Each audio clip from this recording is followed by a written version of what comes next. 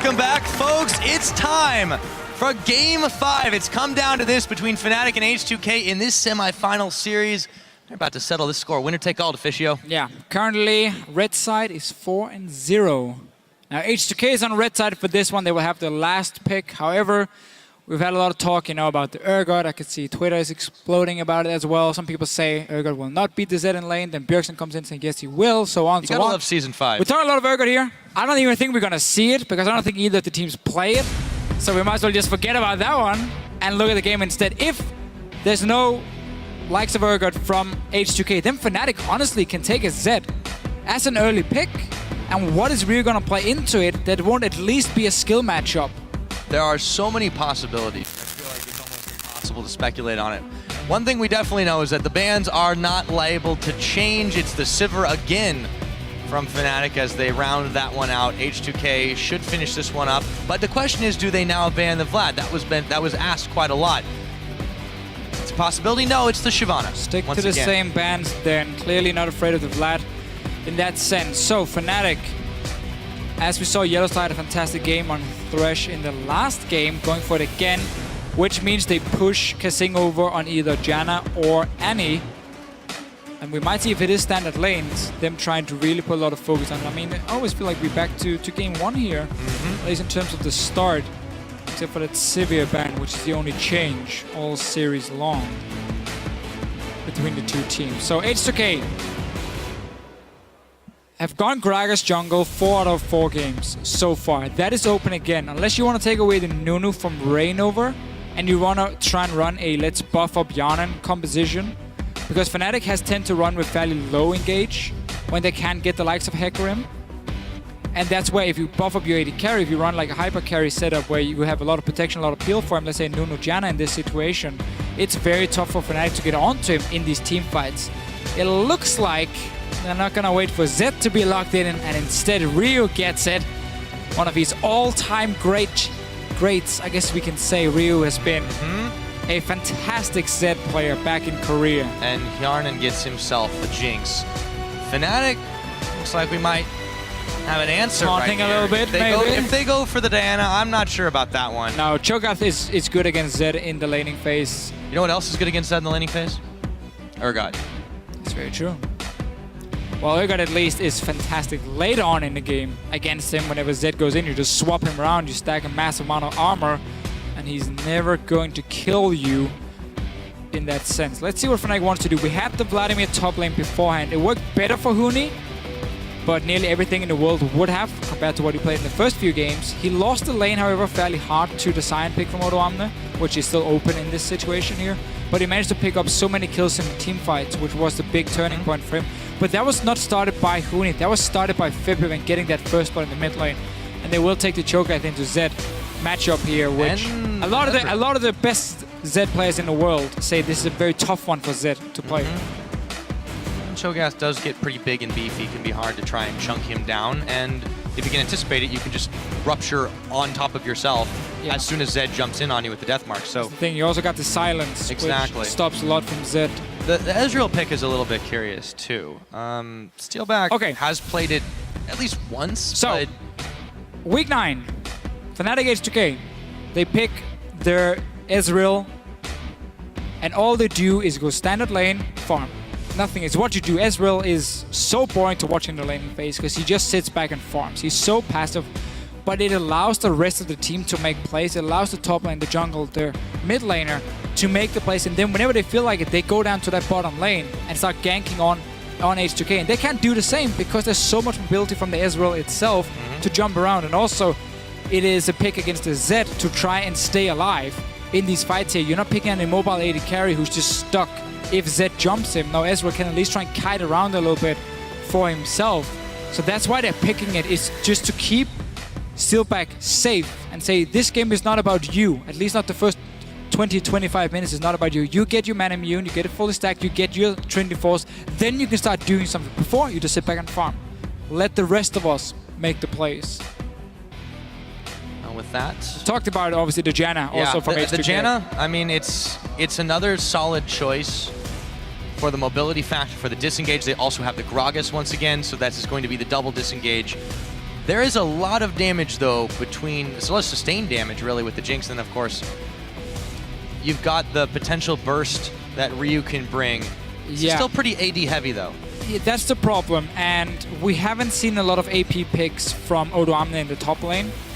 And he's normal champion to fall back on if Maokai is gone. It has been Sion now in the lane, and that would, as you just said yourself, put H2K in a situation where they're so focused on physical damage that Fnatic can stack armor, and then going into late game, it's going to be so hard for him to take down anyone. I mean, the Cho'Gath is going to become very tanky.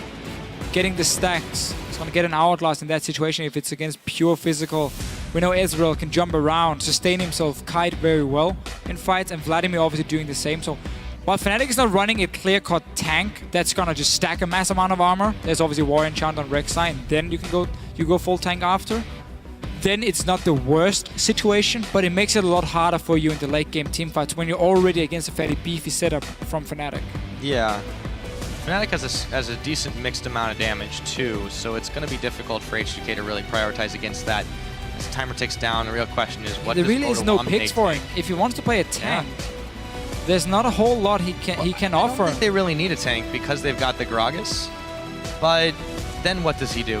As you mentioned, we haven't seen too many AP picks coming out. I guess he could just go the Sion again if you... Never mind. Okay. This is interesting. Very different for Odoamne. It's simply H2K saying we need some magic damage. We cannot run double physical carries and nothing else in our setup. I mean, we have seen the Ana top lane from Cabochard in Europe. It's a pick which does just fine in the laning phase, but it's so risky because you are so easy to gank in a long lane like the top lane, and you cannot afford to fall behind on it because you simply don't have the damage, so tanking is then to dive in onto the enemy backlines.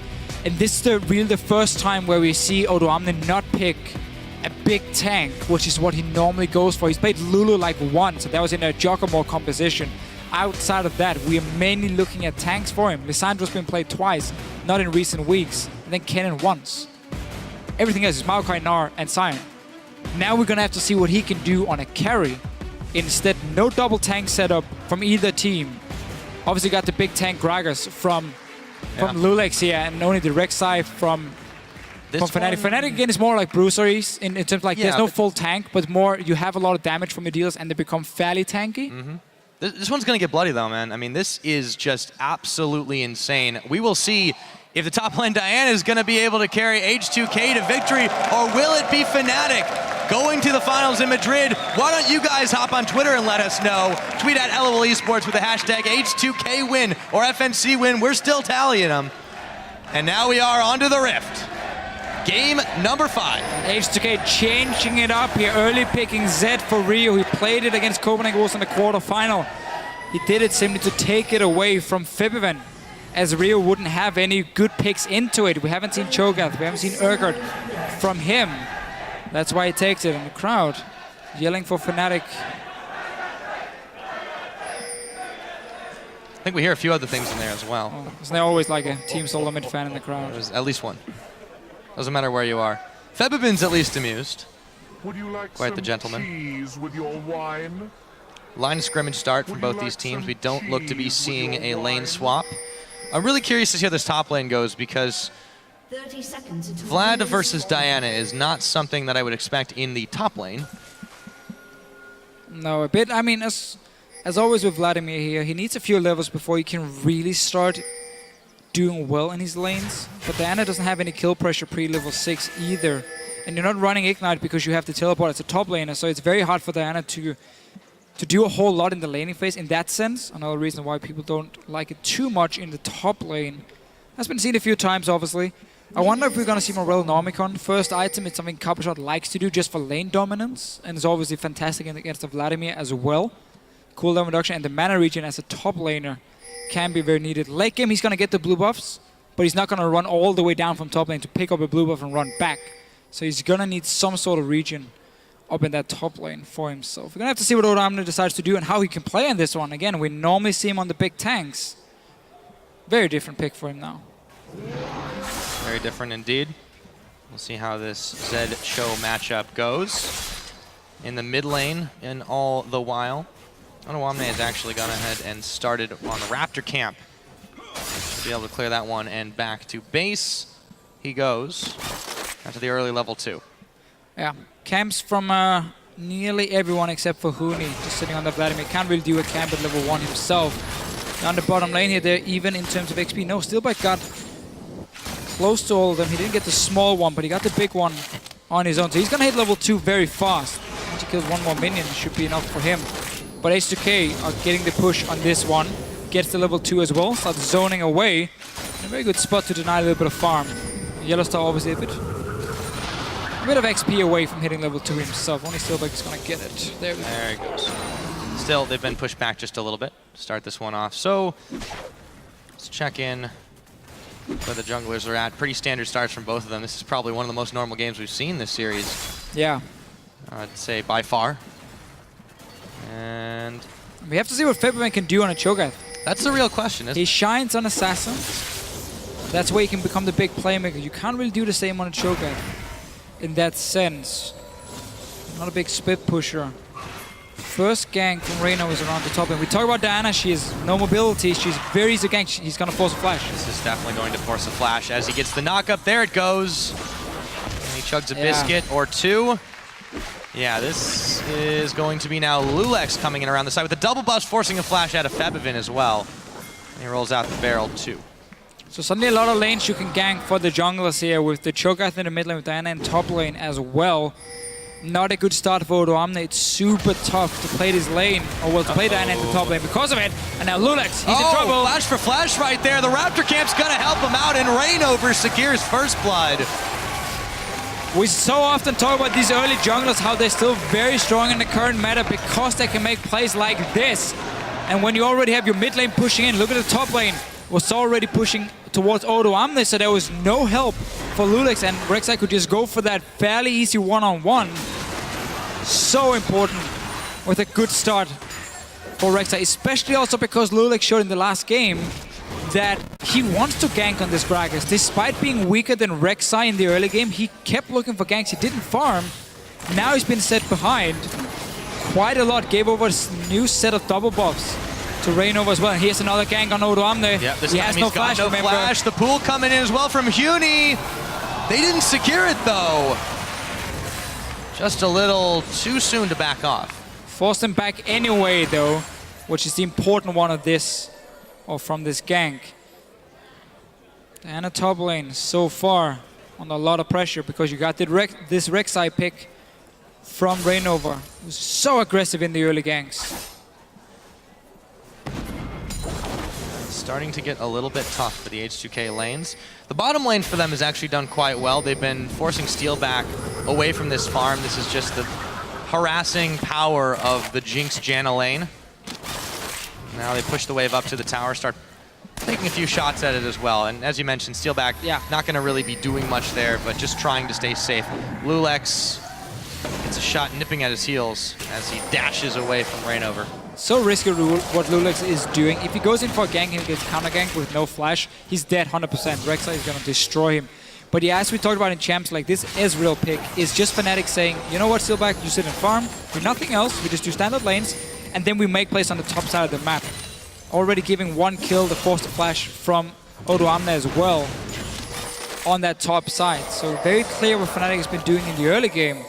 They have to worry about this bot lane tower going down if there's enough time for H2K to just keep pushing it in, because this lane is not going to turn around. Steelback is going to go back and get a tier, so he's not going to have any combat stats, and he's going to lose the lane even harder. And then it's up to H2K to push in this tower here, get it as early as possible, so they can rotate the Jinx around and start getting global gold that way. Is the thing. They continue to pressure Odoamne in the top. Let's see if they can pick him off. This time they can. It goes over to Huni. Oh, and the crowd just loves it. The only way for Odoamne to stay safe is if Lulex puts focus on getting the Rift Scuttler on the top side and then helps him ward as well.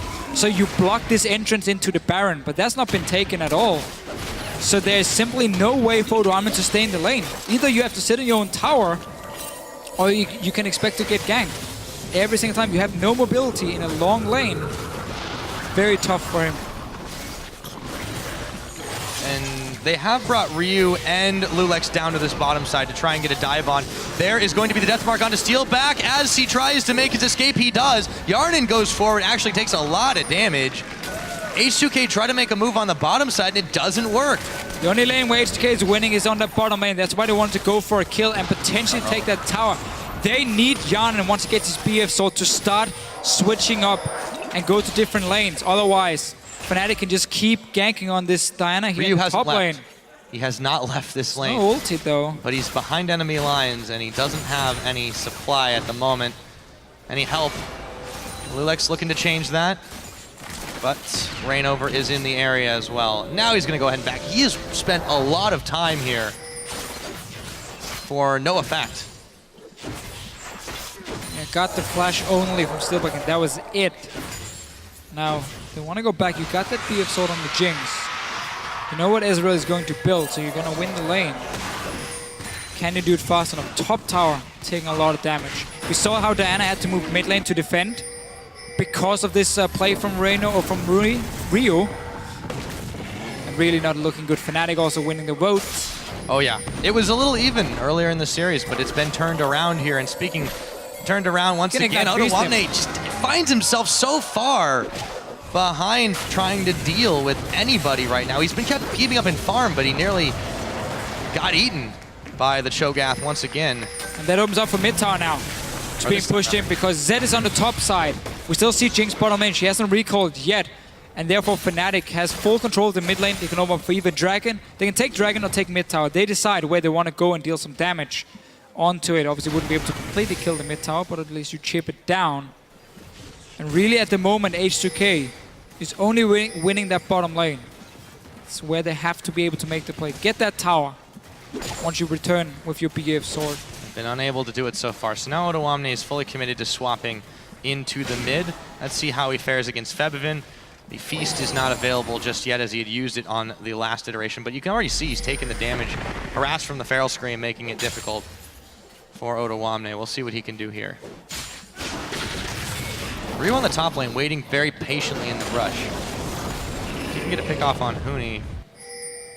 Well, the thing is, Vlad can pull his death mark, so... Yeah, it's very, very difficult for him to really do that.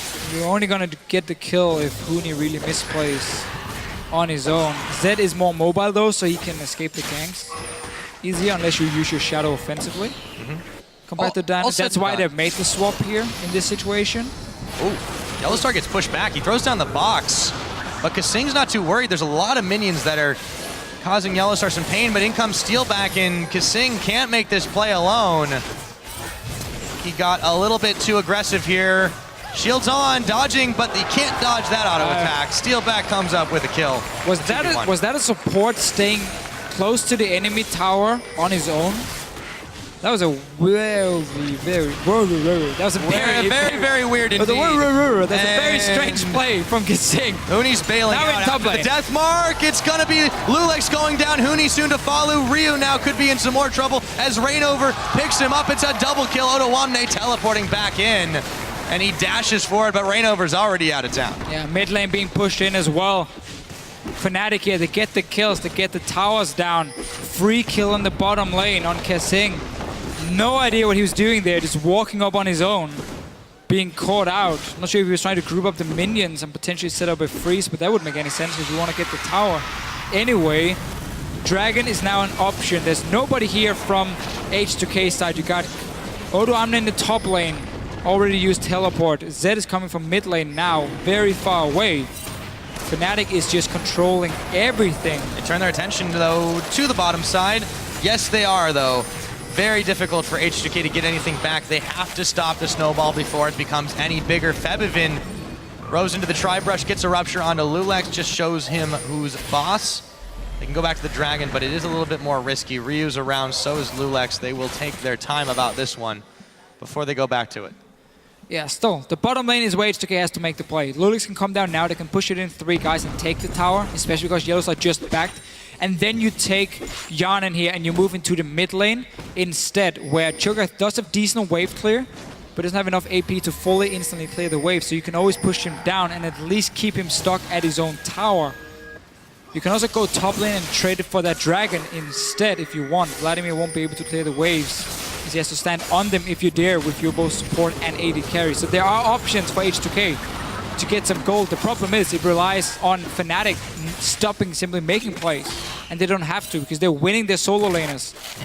In this situation here, they can gank Couple Shot again. Well, even the bottom's normalized. Yes, Yarnan's still out farming Steelback, but that's kind of to be expected at this point in the game, and you never know when the pressure from Reignover is going to come. They have really not done a great job of clearing out the tunnels. Yes, some of them have been popped on the side of H2K, but it's really not slowing Reignover down too much. Yeah, tough man to please.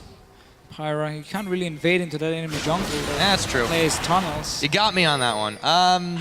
The wards, though, have been in favor of Fnatic. Still, Fnatic, they've kept the vision up. Here's what H2K can do here, though, is they can pick off this tower, get excited a little bit of harass down for Yarnan. Now you gotta run, though, and not keep trading. There's a Cho'Gath in the sights, the flash. Oh, the hook comes in. Febivin has the Jinx in his sights, and he takes a bite out of him. Kasing pushing the rest of Fnatic back, but they've already picked up the carry, and the Rupture's gonna land as well. Kasing's in trouble. He's going down. That kill credited to Yellowstar. Fnatic eyeballing the dragon. Eyeballing. But not taking it. The final of the EU LCS. That is with true. the way they're playing now. 13 minutes in, 7 kills already. They got 2 towers. Only the bottom lane is left alive. Now let's see what Ryu can do on Reignover. And he's trying to finish him off, but Ryu really low here. The last shot's gonna get him. It's Reignover that manages to pick him up. Thank you, Red Buff Huni, though. Can he make his escape? He pulls, but it won't be enough. The barrel comes in, and Ottawamne claims the kill. Lulex knocked up by Reignover. Febivin coming in. Feast not off cooldown, but he does have enough damage in the tank anyways. And Lulex knows he's gone, stops moving, and takes the short route back to base. Everything is collapsing for H2K here. Simply nothing they can do. Full credit to Reignover on this Rek'Sai. He's showing what you still can do on these early junglers here, as long as you're playing aggressive, as long as you look for the ganks. For him, I mean, you got 5 kills. 14 minutes in. Dragon is still up. Nobody's taking it because there's been no reason for Fnatic to start it when they can keep getting kills in the lanes. H2K does have the bot lane tower down, so Yana and Kasing needs to leave the bottom lane here. They're gonna go and check directly into Reignover and Yellowstar. The question is, do they have enough damage? They might. Reignover gets knocked up for just a moment. He's going pretty low in this one, but he gets his way out. The rocket gets intercepted by Yellowstar. Ottawamne still looking to chase in on Reignover. Pulls in Yellowstar instead. They might have to sacrifice their support, and they will. It goes to Ottawamne. Yarnan getting excited, but he won't be able to polish off Reignover. He's already gone. Does open up for H2K to start a dragon and at least get something after that 1 kill here. Let's see if Fnatic want to fight. They're still very strong. Reignover's not left to base. Febivin is not hit 11 yet, so he doesn't have rank 2 of his ulti. But he can still go in. Oh. Yep, Hemoplague thrown down on 3 members, and there's the True Shot Barrage. There's a lot of damage coming out. Yarnan nearly going down. Do they have enough to do it? Huni gonna run straight into Ryu. They've chased H2K away. The zap will keep Huni back, but they do manage to secure the dragon for themselves. Huni flashing forward, not able to get anything else. They have scared H2K away. Not over yet, Pyra. And they may be looking at this tower, Deficio. Potential kills, just forcing H2K away. Huni's trying to zone them.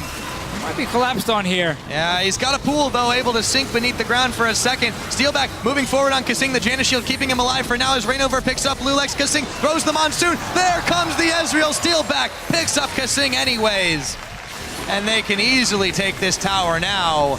Fnatic just outplaying and outpositioning H2K. Really like how they just stayed between the 2 towers here. They didn't allow H2K to move down and defend the tier 1. Just basically cut them off in between while the rest of Fnatic were running around in the jungle. So when we thought there was a collapse on Huni, well, Fnatic already had multiple members nearby as well. Super nice play staying between them. So this fight here, a lot of ultis and everything has been invested from H2K, and they're tanking the dragon. So this is a nice ulti from Huni to start it so close.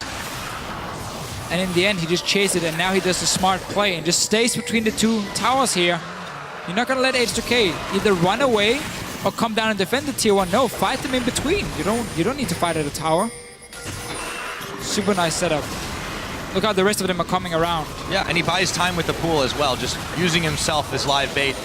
They still can't quite finish him off. There's so much damage here.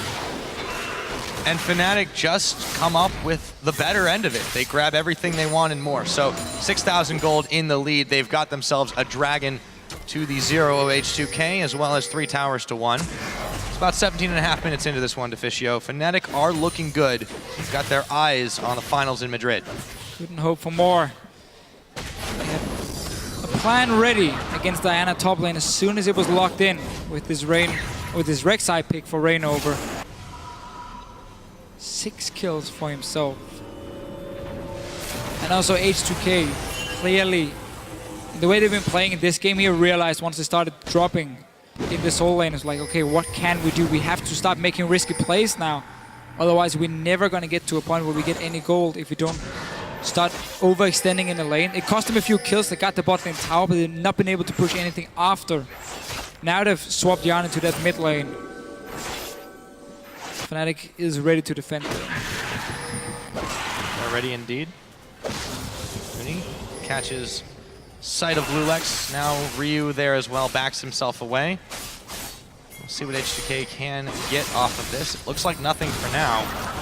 Meanwhile, back in the mid lane, Yellowstar's not able to connect on a hook. Yarnin takes a lot of damage, but he gets out safely.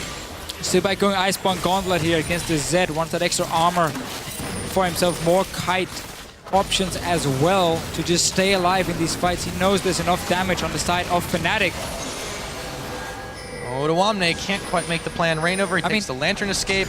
Look at all the items here from them. We got the Spell, Vamp, Focus, Spirit Visage build from Vladimir, so he's going very tanky. Not a whole lot of damage from him, but enough. And then your job is instead just have super long team fights where you can keep sustaining yourself. And then you have Rod of Ages coming in from Pippin with cooldown reduction, so just focus on trying to spam out Ruptures here while he's kiting backwards. And then of course Iceborne Gauntlet. So very tanky. All the members, honestly, from Fnatic getting some sort of tanky stat early on, which is going to make it even harder for H2K to get any kills in the fights. He is collapsed on now by members of H2K. I think he knows he's not getting out of this one, even with the pull, but maybe he can get back to his team. No! Yarnin gets the kill, takes the brunt of the True Shot barrage, but he's still just fine. Definitely some much needed gold onto him. I'm not sure doing an answer. what Hooney was doing. Yeah, I'm not sure either. Lanes. There's been a few sloppy deaths in this one. And those joins the other ones for Hooney. No objective really to take for H2K, so Fnatic doesn't lose a whole lot from it. Other than it just slows them down. And when they're building all these tanky items, really just opens up for these long team fights for Fnatic, where as long as Zed doesn't pop a target with his ulti, which he won't be able to late in the game, he's not going to do anything in the fights, and Fnatic can just keep kiting around and wait for that Q to land from a choke and then you go in. Now, we often talk about the early Barons from Fnatic. The very early Baron. There's no vision from H2K. They've also got a Feast from Bebevin. He can take his time, walk slowly around the side, intercepts the Jinx rocket, but now they know that this is happening. The problem for H2K is it's far too late to stop it. Classic Fnatic. One pink ward is all they need. Plays it. If they see H2K move in, you just back away from it because you already control the map. And then you just take your chances. Really, Fnatic can do nearly everything they want here. They can go 1-3-1 spray push. They can go 5-man together. They're strong enough to just force H2K away from a tower. And take it. The dragon is obviously going to belong to Fnatic as well. Yeah, only 20 seconds or so left on that one. H2K, they've got to stop this move forward, but the problem is now you've got Baron enhanced minions. You've got a lot of damage. Yarnin narrowly avoids that rupture. Fnatic just owns this map wherever they want to go right now. And I was talking about the Rek'Sai tunnels earlier. You can see some of those offensive ones starting to come into play big time for Reignover and the rest of Fnatic. Yellowstar, Reignover starting off this dragon. Yeah, the only thing H2K can do at this point, if Fiven wasn't pushing the mid lane, was like go top here with 3 or 4 guys and try and take the tower. But it would have to go so fast, and you can't do it if your mid lane hasn't been pushed out, and that's why Fiven stayed in there, pushing up to the tier 2. So that completely stopped H2K from making any plays and trying to trade it for that dragon. They've been starved of gold, really. Completely. They've not been able to get anything because Fnatic is always there to push them back time and time again. Now they have to worry about defending this bottom turret. Baron enhanced minions, so many members of Fnatic here. Yarnan getting caught on a line. That's gonna be all she wrote for him. The True Shot barrage. Nyx Lulex in the back of the head. Ryu still trying to make a play on this turret, but he is going to trade at best an outer for an inner. Fnatic, they're not interested in stopping right now. Huni, meanwhile, back in the mid lane, still making it happen, and they are continuing to shove forward. They want to end this game as soon as they can. Deficio, inhibitor tower being fired down. 28.5 minutes. Febivin grabs a midnight snack, and in comes Lulex to try and push them all back, but it's not going to happen. Febivin picks up that kill on, Kasing and Yarnan have both gone down now. Yarnan just about to come back up, but the inhibitor is already down. Another inhibitor turret being fired down. Fnatic, forget a snowball, this has become an avalanche. Completely here. Fnatic really showing how good they are once they get that early lead. Showed it in the last game as well. Won the early game with Febivin getting that first spot and just used it to completely take over the map. Didn't give H2K a single chance of coming back. It's the same in this game here from Fnatic's side. 2 inhibitors. Fnatic has managed to grab now. It is 23 minutes into the game. That's one of the earliest ones we've had this series. Fnatic starving H2K over and over again. They've got their sights set on this final. Ryu, Hemoplague's on, in comes the death mark as Huni continues to move for him, but Otawamne teleporting in too late. Huni comes up with a kill. And he continues to chase away Otawamne. H2K can't even make the solo outplays or even a 2v1. Let's see Fnatic. I mean, you don't really have to do a whole lot more. Just force a fight on the top lane. They've got the game in the palm of their hands at this point. Completely, obviously. I don't think it takes it would have too much of a brain to realize. It would have to be like the perfect positioning for H2K. Fnatic would just have to get themselves caught horrendously, but this game has been so one-sided in their favor after the start of it. They cannot be stopped in this push. They've just got so much damage. They're so far ahead for this point in the game. Respect to Kasing. He's still smiling, sitting there. He knows the game is basically done, and yet he's there, keeping it fairly cool. For H2K, the goal was to win, obviously. Win the whole split. I'm not talking about the semi-final here, but for them just getting this far in the first split is fantastic. It is absolutely fantastic indeed. But you know what else is right now, Deficio? The way Fnatic is playing this game, the rocket's going to hit Yellowstar. Won't be enough damage as Reignover picks up a double kill. They're eyeballing the end of this one right now. Reignover runs onto the Flame Chompers, but that doesn't even matter. They've turned their attention to the Nexus turrets to fire this one down. 25 minutes into the game, the Nexus is bare. Fnatic, it took them 5 games to do it, but they are going to the finals.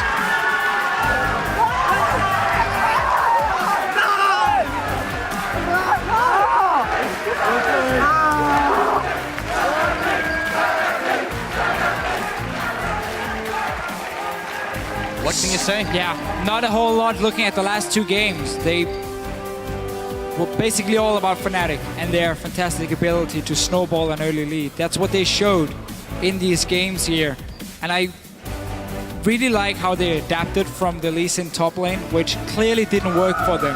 Picked Vladimir twice in the last games here, and then showed why they're considered one of the best teams in Europe. You know, you mentioned Kasing still smiling, but I think we got to talk about somebody else whose smile may have wavered for a little bit during this series. In the back there, it's Huni, but there's a big smile on his face now. Rookie of the split. Going to the finals in Madrid next week. And you know what? That's the scary thing.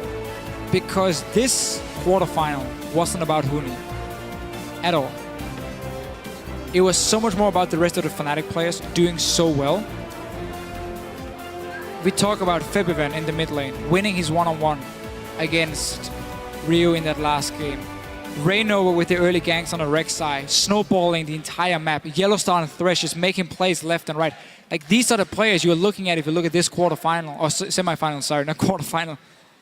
Huni did manage to show what he could do. He had a lot of bans, of course, against them, like Hecarim, Rumble, everything. He found his footing, though, in Game 4. But that, again, it's a scary thing that Fnatic, without him, can still be so aggressive on the map and make so many plays. And it shows how good the entire lineup is from them. Absolutely. I mean, we talked about it time and time again after we realized how strong this team had been put together as effectively from the ground up over the course of the offseason. But where they're at now, I don't think anybody could have expected it up until maybe halfway through the split. Yeah, they just look so sure. dominant. Yes, they've had some stumbling blocks, but every one of the members on this team can really step up and play absolutely massive. And you could see over the course of that best of 5 that it really just went all around the board. From Huni finding his feet after the 3 Lee Sin games, to Rainover's 9-0-2 performance on Rek'Sai right now. Absolutely huge for them. And it also shows the diversity of some of their picks as well. I don't think you can ban out anyone on this team. So we see the same style from them. I still think H2K's strategy of banning out Huni was fine because he was a lot less impactful compared to what we have seen before. And so in that case, it was okay. But it's just also Fnatic, if you look at like player for player, at least in this game here, are just so much better playing that early aggressive style. Tough to say after 5 games. Aggressive style. Everything is pretty much. And we have this setup here where Lulex against Rainover is very different styles of junglers as well in that sense. And Rainover, obviously with the Rek'Sai pick, helping him out, just got the better of Lulex in 2 games in a row now, which was a very important thing in the early game. Same style from Fnatic, all game, all series long. And also for H2K, we just have to talk about how you are a team who qualifies through the expansion tournament. So because we extended to 10 teams, you came in. You were the best team lost, of all the lost your mid laner. Lost your mid laner, who's now on Fnatic and one of the best, if not the best mid laner in Europe at the moment. Yeah. And then you still managed to make it all the way here, go 5 games in the semifinal. You're still going to Madrid, you play for 3rd place. You can still earn championship points, which is going to be important next split, obviously, for H2K, because their goal now has to be Worlds. It has to. I mean, they've proved over the course of this split, coming from the Challenger Series through the expansion tournament into the LCS and making some roster changes, that they can compete at the highest level here in Europe. So, I mean, it's got to be absolutely massive for them to have made it to this stage. They'll be fighting for that 3rd place spot. Still a lot of championship points on the line in that situation. But yeah, I mean, you can't take anything away from them. They've got to be proud for that. Oh, for sure, for sure. I think we can just say for both Fnatic and H2K, they surprised everyone with the expectations before the split. And now Fnatic is in the final, well deserved to them. H2K has to face either Unicorns of Love or SK for 3rd place. And on that note, now we're going to go and head back to the analyst desk where Shox and Quickshot are standing by to talk to our first LCS Spring finalists of 2015. Take it away. Thank you so much, Pyrotechnics. We are joined by Yellowstar, Febiven, and Huni of the victorious Fnatic, who we will see in the finals over in Madrid. Well, the fans have been standing by the minute you stepped on that stage, and they haven't let off. Bora, first maybe asking you, did you expect that the series would go as it eventually played out with 5 games and 3 of them very close for comfort? Going into this match, we knew that it was going to be difficult. We had a lot of strategies planned, but the meta shifted into a weird way, I would say. So we were not sure of what to play and all of these things. So we were kind of prepared, but it seemed that they were like playing really solid and they were like ready to face that. So yeah, I think they played really well in that series, and being able to pull the games with our standard plays made it way easier than the strategy with 2 smites. And yeah, we were really prepared against H2K to play a long best of 5. It definitely showed. First of all, congratulations, because the double smite, you know, it was difficult. I have to ask Huni the question, why was your Lee Sin good or bad? I think Lee Sin with smite, just I want enemy jungler cannot. We want just a cerebral control, so maybe it's but it worked out. It worked out. You wanted to control Lulex. Were you very scared of Lulex in the jungle, or what was the strategy, Huni? It was just take my red, try to take our red, and then go counter. It was counter gank, counter jungler, but it's not happen. So it's not. It was not that good. So our just plan was really good. Yeah. So we used to listen, and then after third game, his releasing is so bad in this case. So we changed our draft. So Yeah, you did, and you picked Vladimir, and you did so good on that. I want to turn to Febiven this one as well. Of course, that mid matchup is so incredibly hyped. And then in the first game, your Cho'Gath falls a little bit flat. How did that make you think about the rest of the series? Because you still went back to it in game 5. In the first game, we didn't really know what to do because they lane swapped, and I never played in this situation, so I really didn't know what to do. So I was really useless as a game, but I just told my team that I want to play mid lane, and then I can perform, and yeah. Yeah, because that is your role in the end. I want to touch on the mid lane matchup because for us, Ryu has stepped up, but it was in the quarterfinals that he has showed a higher level of play than he had in the rest of the split, even though that was already on quite a high level. Did you feel a difference in facing him now than you did in the rest of the split? I feel like he's been playing really good like all the time. His laning phase is really good because I actually struggled and I lost my lane in 2 games, I think, in creeps. So I think he's a very good player and I look forward to play him. Well, it worked out very well, and you know, definitely bouncing back from those Cho'Gath plays. I want to turn to Yellowstar one more time. You were the only European player to qualify for every single LCS final. First of all, congratulations for that.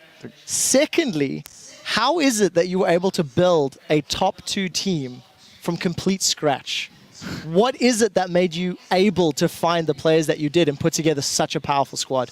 Well, there is no secret to that. But first of all, I mean, I must be lucky because I always end up like being with such talented guys that are willing to play and that are I don't know. I mean, I could just like choose teammates that are supposed to be good, and then maybe I cannot match them personally, but I'm having fun every day with them. I mean, everyone is so motivated. They want to play, they want to win. We have the same goals, and I mean, we match up perfectly. So I think it's really good, and I'm really lucky. And I can just say thanks to them for joining the adventure in Fnatic, and the future is going to be bright with them.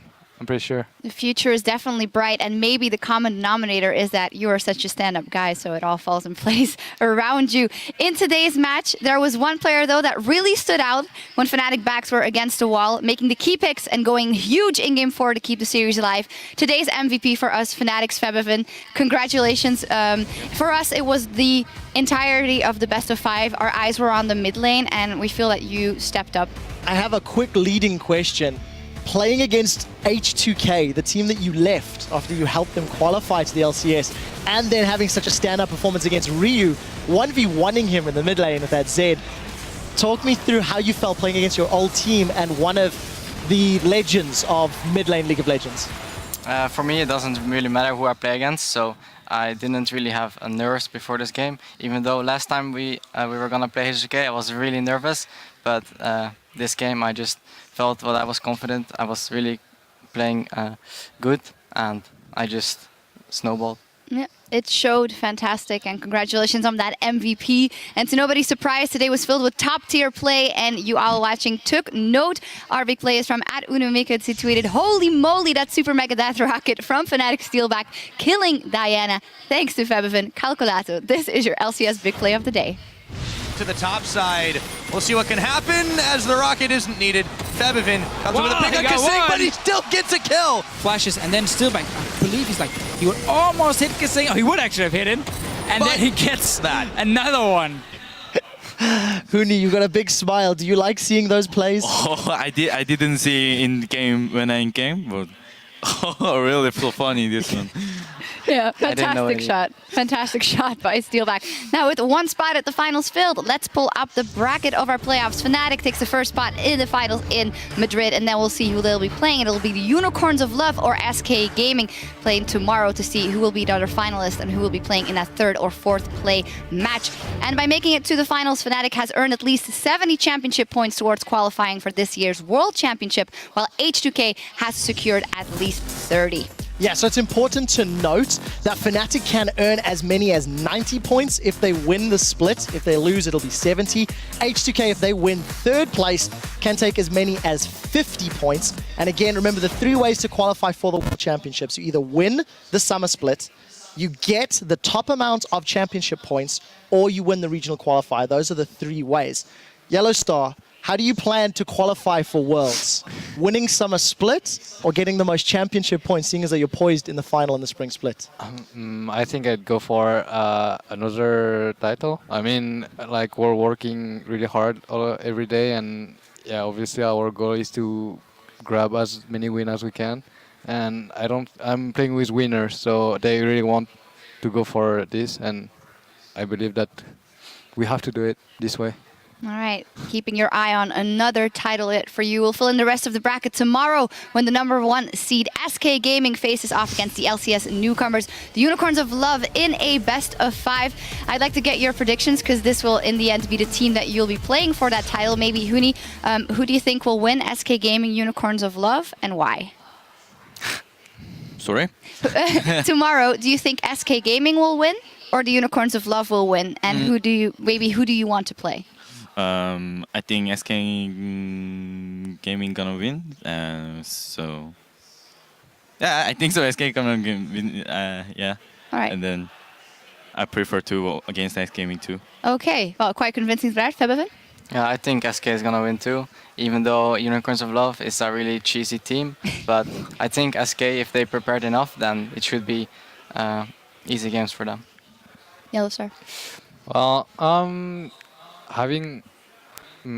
watching the games of Unicorn of Love lately, like they were able to pull so many picks that were fitting their playstyle, like really aggressive junglers like Shaco, Udyr, and something like that. I think it's going to be exciting because they really like to fight. They play really aggressive, but it's going to be a close series, I think. But I'm going to give it to SK as well. SK in the end as well. 3 votes. Maybe Trevor, you want to pitch in, or you don't want to do I find it hard to argue against it, but I do think there is a real chance Unicorns could surprise if they pull out the Gouda, as Leviathan was saying. It worked against Gambit. It could work against SK as well. Yeah, I call it on PTL for the Unicorns of Love, but I think it's going to be really, really close. And I mean, Fnatic Unicorns of Love would be crazy, but Fnatic SK Gaming, all fantastic finals if they happen. Well, that best-of-5 is happening tomorrow, same time, same place, 5 p.m. Central European time. That is 8 a.m. Pacific. And just about wraps it up for us here in Berlin. Stay tuned because there's more League Championship Series playoffs coming your way as a North American 2nd seed Cloud9 prepares to face off against Team Liquid for a spot in the spring finals, as we see that everything is getting underway and the fans are getting warmed up. It started raining here. They at least still have a little bit of sun. But before we hand it over to our friends over there in Los Angeles, let's take a look back at today's highlights. The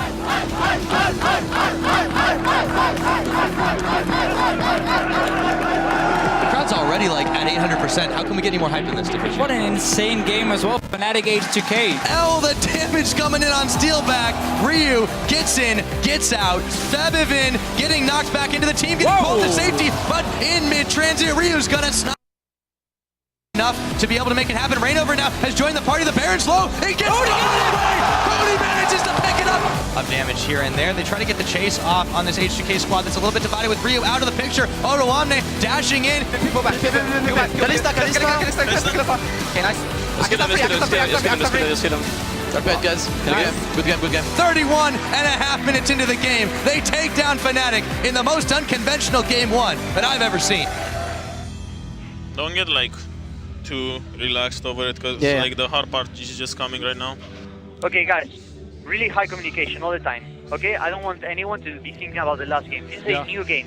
Lulek's a little bit low here, but here comes Huni with the kickback, and that's gonna be first blood. The fight's not over yet. Rainover throws down the absolute zero. Huni comes in, but he eats a rocket in mid-transit. Yarden moving around the side, trying to pick off Febiven, but Steelback moving forward. Rainover is gonna throw down the absolute zero. Ryu, a ton of damage firing him down, but they don't have enough to finish it off. Meanwhile, rocket intercepted as Yarden flashes away after the fact. Monsoon to keep Fnatic healthy. Nice! Hey, catch your low flash, right? Catch your low flash. And Fnatic, at about 35 minutes into the game, gonna even the score at 1-1. But remember, you guys gotta be each other's cheerleaders. Like, through the good and the bad. Like, if things are being really good, I want everyone to listen to Ryu about, like, excitement management. Yeah, but Ryu gets pretty happy as well. Tower extremely low. They ought to be able to dive this one. In comes Odoamne, gets juked out. The charm not going to land. Yellowstar going down. Monsoon to keep Ryu alive. Febiven dashing in. Should be able to pick him off, and he does. Rainover flashes as soon as his absolute zero channel completes. Lulex picking up Huni. Odoamne in the front. Forget the box. Rainover's the one going down. Inhibitors should be going down, but H2K, they're more interested in the kills. Charmlands on Rainover. Yarden is going to be able to pick up Yellow Star. Back up, back up. I'm coming. We can actually end. I'm queuing down there. We have so much big wave. Just to protect the arena. Kill him. Nice.